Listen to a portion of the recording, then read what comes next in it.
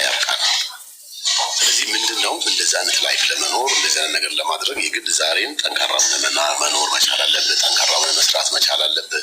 ለመለወጥ ጥረት ማድረግ መቻል አለብህ። ዛትስ ፖይንት። አለበለዚያ ምን ይሆናል መሰለህ? ዛሬን በትንሽ ትልቁ በማይመለከት ነገር እየገባ ኮምፕሌን የምታረግ ከሆነ አጂ ሰላም አለይኩም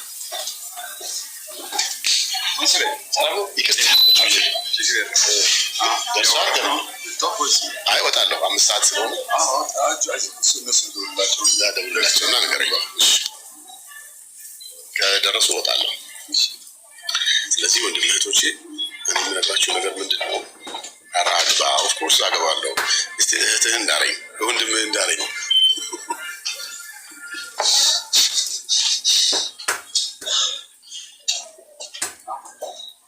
ግን 41 ዓመት ሆኖኛል። የቴፒ ልጅ ነኝ ወዳጄ። እንዴ 41 ከሆንክ ቴፒ ላይ ታገኛለህ ማለት ነው። እኔ በደምብ ቴፒ በነገራችን ላይ ሹፌር ነበርኩ። ሺሻ አውሱላሽ ታለች ምን ሺሻ አጭሻ አላውቅም፣ አላጨስም። እኔ በነገራችን ላይ ጫት አልቅምም፣ ሲጋራ አላጨስም፣ መጠጥ አልጠጣም። ኖ ኔቨር። እናንተም ከምንም አይነት ሱስ ራሳችሁን ነፃ ማድረግ መቻል አለባችሁ። ሱሰኛ ከሆናችሁ ህይወታችሁ ምስቅልቅሉ ነው የሚወጣው። እውነቴን ነው የምነግርህ። ከሱስ ነፃ መሆን መቻል አለብህ። ምግብ ብቻ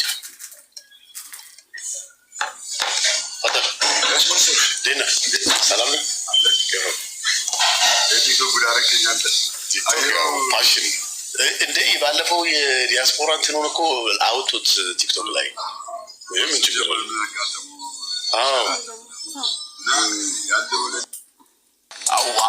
አሁን ፈጣን አሁን ደብል ነው።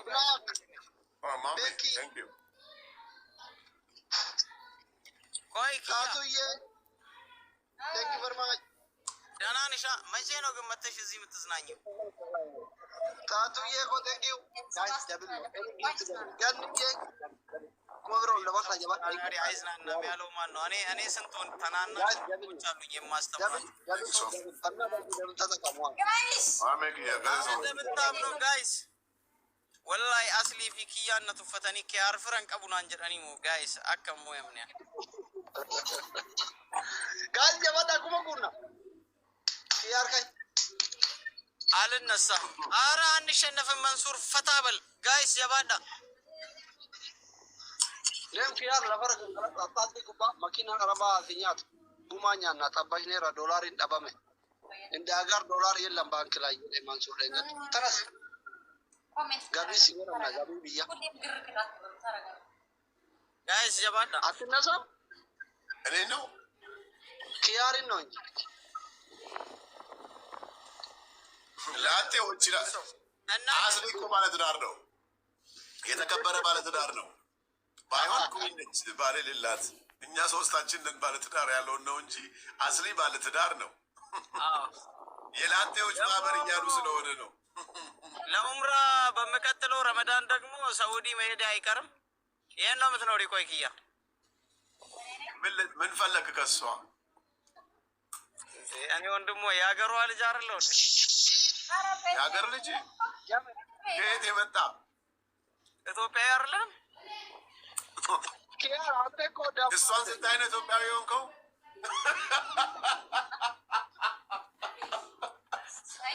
ዝም ትይዋለሽ እንዳንቺ ለሷ ብዬ አሁን አሁን አታጣሉኝ። ይኸውላችሁ አሁን እዚህ ውስጥ አሁን ይሄ ነገር ስክሪን ሪኮርድድ ስለሆነ ኪያ እኔና አንቺ እናወራለን። ቴክስት አደርግልሻለሁ። አይሆንም? አንተ ላጂ ብለህ ነው ጉድ የምትሄደው ለብሳ ብለህ ነው ኪያ። ኧረ እኔ ኡምራ ማድረግ ነው የምሄደው። በዛውም ዘመድ መዘየር መጠያየቅ ያለ ነው። ምን ችግር አለው? ኧረ ጋይስ ሸባብ እንዳሰጧችሁ ለናስሊ 1000 እንዳይሞላ የስ አልሞላም። እሰይ ማን ያሸነፈው? አሁን እኛ ነን ያሸነፈው። አልተሸናነፍንም። ማንም አላሸነፈም። ማንም አላሸነፈም። ማንሱር አንተ መቼ ነው የምታገባው? እኔ በቅርብ ሰርፕራይዝ አለኝ። بنات عشان تكيسن دبل تاب ولا عند كيسن سلكي أنت كوفندمي بنتين أتفودو كبد ربي فو مجتي أرسيتا كجالدا جبر بربادور dura guddaan fuudhuu qaba bara marakkanne ani ko yaadoo kanatti haajiru mansuurii fi kiyyaar yoomuma fuudhanidha በጣም አሳስቦኛል የእናንተ ነገር ዱጋ ወላሂ እኔ ተዘጋጅቻለሁ። በሩ ክፍት ነው። አንኳኩቶ መምጣት ብቻ ነው። በልበል በና እኔ ከሀገር የወጣሁት ለስራ ብዬ እንጂ ማለት ነው ማግባት ቢሆን ወይ መጥበስ yoo maatiin kan fedhu dandeessuun an jedhan kanaaf osoo jarri jiranii jiraatu waa'ee gochuu hin danda'amoo hin danda'u. maal jetta Maatiin kiyya amantaa biraa hordofu. haya Maatiin kiyya immoo hanga lubbuudhaan jiran malee kan gargaaruu dandeessu. Yoo maatiin kee lubbuudhaan hin jiraanne du'aa illee gochuu hin dandeessu. Sadaqaa illee baasuu hin dandeessu kan jedhu dhaga'ee ture. ayya Kanaaf maatiin kiyya osoo lubbuudhaan jiranoo jaraaf du'aa gochuu hin danda'u. hin dandeessa jaraaf du'aa gochuu hin dandeessa rabbi qajeelchi jettee jaraaf du'aa gochuu hin dandeetta lammata immoo yeroo ayyaana ni gargaartallee du'aa illee ni goosiiftaafillee rakkoo isaan keessa jiranillee ni gargaartaa du'aa naa godhaa jettaanillee du'aa naa godhaa jettaanis atillee gargaartee du'aas naa godhaa jettaani eegalee isaan gartee gaafa du'an qofa sadaqaa fi gartee waa gochuu hin dandeessu kufri irratti yoo du'an sadaqaa fi du'aa isaanii kadhachuu hin dandeessu gaafa isaan kaafirummaa irratti du'an Sambooda yeroo isaan jiran kana yaa rabbi haadhaaf abbaa kiyya naa qajeelchi osoo isaan hunduun naa qajeelchi jettee gartee kadhachuun du'aa isaan naa kadhatanis naa qeebaleesii islaamaati si galee kanaafuu gartee homaa du'aa ol kaafiin illaa fi dalaal jedhanii garuu gartee ati haadhaaf abbaan kee kidmaan sirra jira gaafa isaan du'an alaaqaa tokko walirraa hin qabdan immoo gaafa lubbuun isaanii baatee waliin beeytani haa kufri keessatti yoo du'an. Sheeka ammoo yeroo ayyaana jara maallaqa ergee fi jaraaf gargaaruu hin danda'u. Hin danda'in Allah rakkoo irratti malee bakka gartee waan shirkii isaan dalagan irratti hin gargaarini. Shirkii isaan dalagan irratti hin gargaarin yoo isaan dhukkubsatan yoo isaan maal ta'an bira dhaabbadhu malee sa'aatii isaan shirkii fi gartee Yesuus rabbi jedhanii gartee jedhan achirratti akka jarri zuruufa hin kenniniif achirra darbii ergiif malee zuruufa mana keessaati. Kan dabalataa immoo akka du'aa hin gootan barbaada. Obboleettii kiyya baay'ee waan ture amantaa sana keessa jirti ture isheen illee. Amantaa islaamaa keessa jirti? Allah duraan kiristaana turte amma erga dhukkubsattee jettee hin fayyitii jedhee kan bakka biraa geessee akkasiin amantaa musliimaa qabattu godhee. Shaadaa qabattee? Shaadaa qabattee jettee dhukkubaanii garuu du'aa hin godha. Abbaa kiyyaaf haadha kiyyaaf illee du'aa hin godha.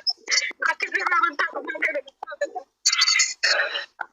Rabbi kufaafit rabbi inshallah abshir du'aa godhiif rabbiin hin fida inshallah du'aa godhiif Abi Hurayran gaafa kaan ergamaa rabbiititti haadha isaa qajeellumatti yaamaa ture gaafa tokko deemaa dhaqxee ergamaa rabbii arrabsite jennaan irras gartee booyaa fiigaa dhufe ergamaan rabbi alayhi salaatu wassalaam bishaan naa fidaa jedhee bishaan wattaa qibla garagalees yaa rabbi allahumma hadi umma Abaa Hurayra yaa rabbi haadha Abaa Hurayra nu qajeelchi haadha Abaa Hurayra nu qajeelchi jeen amma fiigaa gara mana yoree deebi'u jaartiin du'aa hin qeebalame haganumatti qaama dhiqatteetiniin uffata uffatte yaa Abi Hurayraa dhaabadhu narraa jettee sagalee dibdibii dhageennan har'a inumaa itti caalaa jirti jaartiin akka du'aa gartee akka dhachiisu jee ala dhaabbate daftee uffata gaddirattee gabbaatee Abi Hurayraa ashhadu an laa ilaaha illallah wa anna muhammadan rasulullah jetteen rabbi hidaayaa kenneefi du'aa garadhu gartee du'aa hin qajeelchiti obboleettii teellee rabbi si haa fayyisu isin jajjabaadha yoo isin jajjabaattanii rabbii keessan kadhattan rabbiin du'aa nama kadhatanii awwaata haadhaaf abbaa keessanillee islaamummaatti isinii fidaa isinillee jajjabaadha karaa islaamaa kana keessatti isin barachuuni khayri dalaguuni rabbitti dhiyaachuuni rabbiin gartee hidaayaa haadhaaf abbaa keessanii gaafachuu yoo isin jiraattani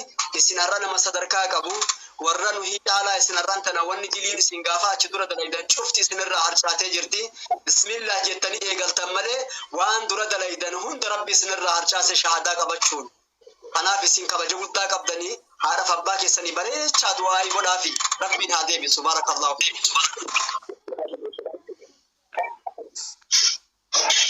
Haya. Kia.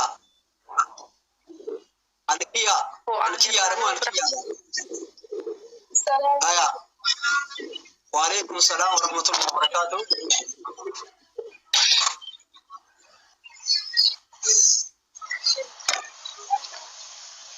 السلام عليكم أستاذ. وعليكم السلام ورحمة الله وبركاته. أستاذ قابي أبو أفتاب قد أمي ورجال جرتان سايلنت الركاب أنا ما نسيامي ملي نمني كون سايلنت يقباقا نمني كم يو سينتان سايلنت الركاب نمني كم يو أكم سينتاني بارك الله فيكم نما دبتا جرو ملي هيا دبت دكتيتنا قابي أبو أستاذ. هيا أبا مناخي يا كذا. jechuudha kana fakkaatutti yoo fakkeenyaaf jaartii halaalaa qabaa jaartoo yoo ka yeroo dhiyaatu taate ijoollee karoora malee dhashuun sitti mijjatu right warra jeneraali nama miidiyaati anaaf isinillee amma akkasii bira isinillee laal isinillee doktoroota haa taatanii malee miidiyaa gubbaa jirtanii nullee nama miidiyaati jeneraali gaafiin nu sin gaafannu hawaasa hunda fayyaduu danda'a. kanaaf namoota akkasii mala ammayyaatiin yookiin mala gara aadaatiin akkaataan da'umsatti ittisan isaa qusannoo maatii jiraa jechuu barbaadeetti miti akkasuma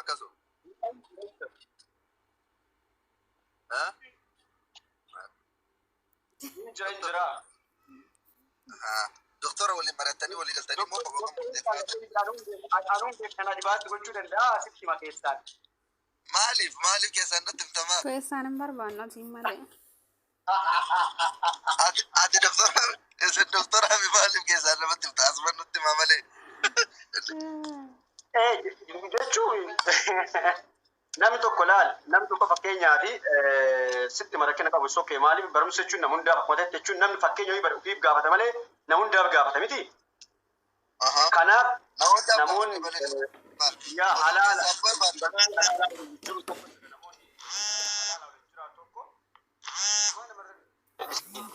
namoonni akkasii jechuudha fakkeenyaaf qusannoo maatii barbaannoo jedhan haala ammayyaatiin immoo wannaa eeganii jechuudha. Guyyaa qoricha fayyadamoo osoo hin taane adibaayisiidha kun beektaa gorsa. Guyyaa xurii laguu isitti dhufu jechuudha. Laakkaanii guyyaa xurii laguu isitti dhufu isa irraa immoo guyyaa kana waliin rafuu danda'a. Guyyaa kana waliin rafuu hin danda'u akkasitti ibsuu hin danda'a. Rakkina qaba haala sanii fayyadamtee jennaani. Maal taate yaaqii kana doktor Naafiyaan keessatti waggaa 5 nama barsiisee ijoollee 50 ol nama argatee jira achi as. Kana waan ta'eef Kaataan maasaa jirtu kana doktor Naafiyaan geeto amata 5 dura nama meeqa barsiisee akkuma inni jedhe san osoo godhan ajaas nama ijoollee 5 argatee jira. Indala kun. No namni keenya rakkina ababeetta nasi waan fayyadamu sani seeraan fayyadamu malee kana akkas dawaa jala deemtee guyyaa lakkaa ol taate hojii qabdu hojii bira.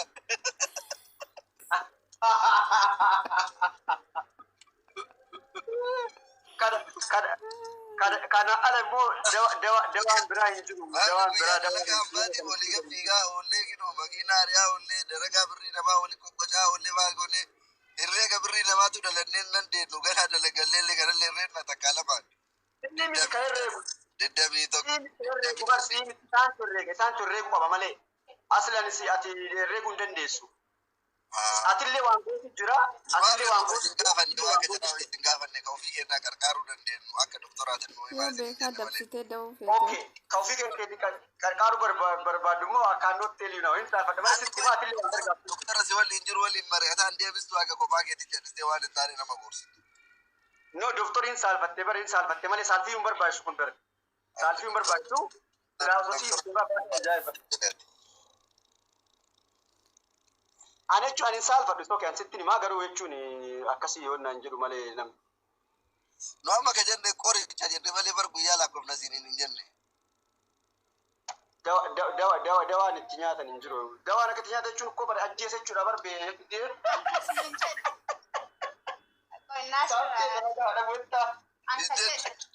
Nuka jenne doktor Lala nuka jenne ka ajjeesu jenne ka karaa cufu jenne malee Osman dhala.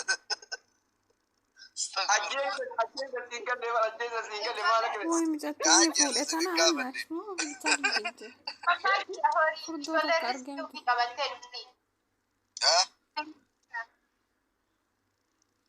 An ajjeesis siin galle Nasrii bara ajjeesa sun taane waan akkana ta'e fa'a akkana godhii yoo taate malee. Ijoollee riskii qabattee dhufaa arjeetti iyyuu doktorri ta'e daawwan deebitee iyyuu doktorummaa irraa daa'imni milkii birrii meeqa waliin dhalatti.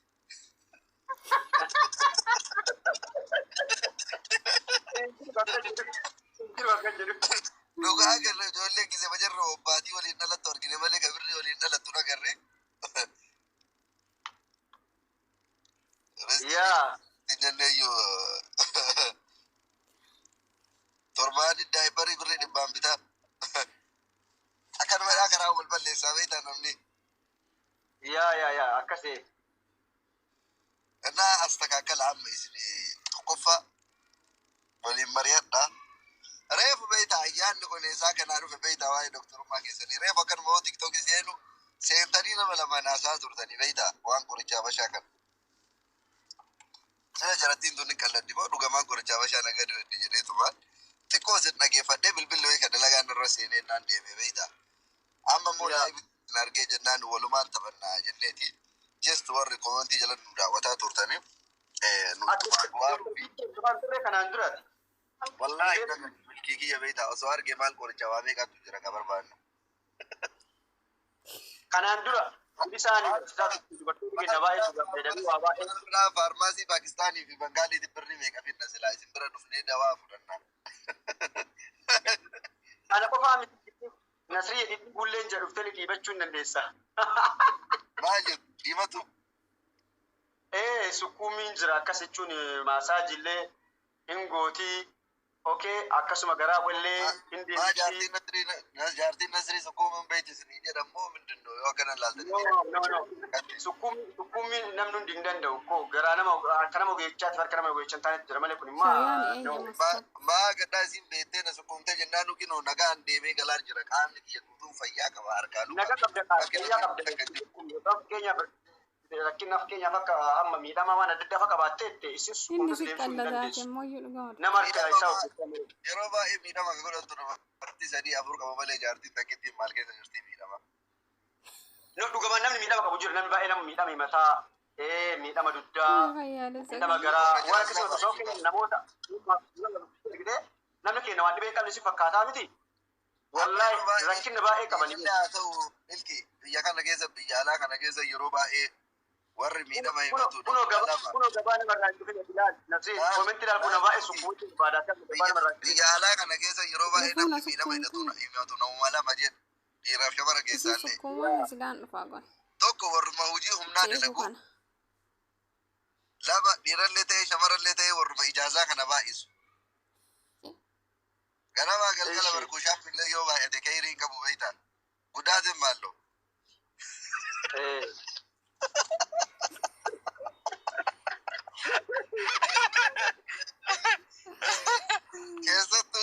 keessattuu wanti haraamaatu dhammoo beektaa barakaa nama keessaa fuuti duniyaa namaa keessaallee dhiiga namaa keessaallee waa hunda namaa keessaa barakaa fuuti. Kanumaa fi miidhama himatan malee kinoo warri halaalaa warri rizqii teenna halaalaa dalagannu wama takka wamaa guyyaa takka dudhiillee garaallee miillillee nu dhukkubeen beeku nagahumaan deemnee halkanii guyyaa ifaa jee dandeenneetuma jiraataa jirra biyya hambaa kana keessatti. Akka malee lafa wadhaan fakkaate beektaa warri wadirraa wanna qabu kuffaati beektaa lamuutti hin deebi'u jedhanii. Warri ijaazaa kun beektaa.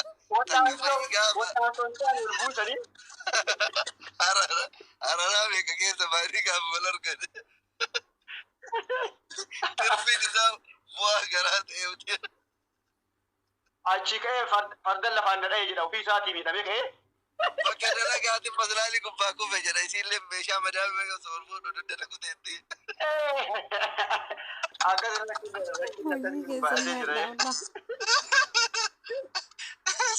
keessa achi maal fa'a jettu ammasii maal fa'a jettu ijoolleen galii rabbi naa dhiisu. Pireeziin ji'a shanii manatti dhufnee rakkina maal qabaanii jawaa akkasii fa'a qabdatee muudiidhaan nama gaafachuu barbaaddi beektaa? Abbaa giddi beeksisa jechuun waan jedheeni jenneen jira maal nuti waan akkasiiti miti waan akkasii nuti dalannu waan jechuun akkas namni hospitaala waan dhugamaan jira baazawee namni akkasii laguun itti dhumeen jira beektaa? Nama akkasan okkee dawaan hin jira garuu nama rakkina akkasii qabaatee immoo beeka la dhokkuudhaaf bareesii milkii akka laal dhuga irraa dubbataa jirru rakkoo namtolcheedhaan miidhamni akkamitti dhufa waan jedhudha malee ka ji'a 5 ji'a 6 uumamaan itti dhufuu dhabu sun rakkoo uumamaati furmaan illee yaalumaan fayyada ka garuu ji'a 2-3 turanii gaafa ijaazaa wal buufatan namni miidhamee bu'aa garaa rakkoo duddaa rakkoo garaagaraa nama rakkoo kanaaf furmaan isin qabatanii dhuftan maalinni. Yaa maaliif yoo wanna isaan sirriidha qorattu malee baakgiraawundi namsanii akkasitti wanna jechuudha. Maal fa'a qorattan? Maal fa'a qorattan? Jechuun baakgiraawundi namsanii jechuun fakkeenya namoota akka jireenya fakkeenyaaf turiin natti dhufuu ji'a 5 jedhu qorattu malee waan tokko jechuun kennuufi si dhiba maaliif? Kan isin rakkina biraa qabaachuu dandeetti. Dhugamaan namni ittiin dhufne illee jira beektaa diisooddaa jechuun hormoonii fakkeenyaaf dubartii kun yeroo tokko wannaa kana hin dhabamsiisa bakka jechuun fireeda fileetti dhufne ji'a 5 ji'a 6 ji'a 7 nama tuulu jirallee. Without anything gosa namatti illee dhiyaatin argitee garuu namoota akkasii yoo ta'e okey rakkinni hin jiru garuu namoota biraa immoo callettee tumaan bakka argitee gangalattee kaatee dhuftee fireedeen jiru ji'a 3 ji'a 4 jetti. Mudi faara fayyadamtee jechuudha. Sarri barii barreessaa gara warra aqibeesanii olii qabuutti.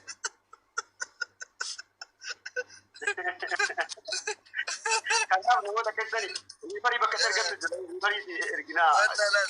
Akka Jaafar milkii akka Jaafar Alii jedhe biyya kana gaarri mul'ataa jiru. Yoo tasa ta'ee bakki dalagaa keessanii fooqii darajaa 5 6 hanga 10 20 qaboo taate ganama darajaa gubbaa ol fiigeen.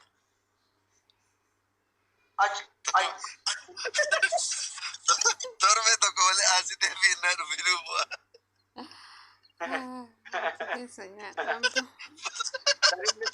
Sanillee nama dhiigaa dhugooti booda dhiisuma nuyyuu.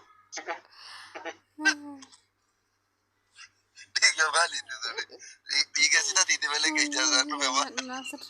Sita tii guyyaa takkaati. Yoo abbaa suqatee dhiibbee gumaadha. Sita tii guyyaa takkaati maaliin fayyada biyya kanatti yoo taate animaaf situ daayiparii itti bitaa beekinu tiiktookii irraa nama itti kadhannee.